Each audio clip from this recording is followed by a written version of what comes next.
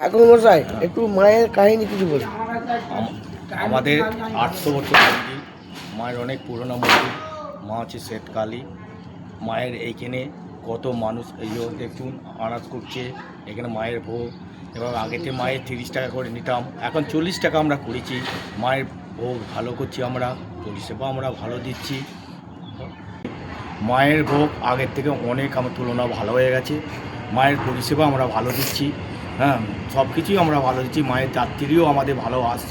ও মা তারা তোকে পেয়েছি, মা তারা তোকে বুকে পেয়েছি।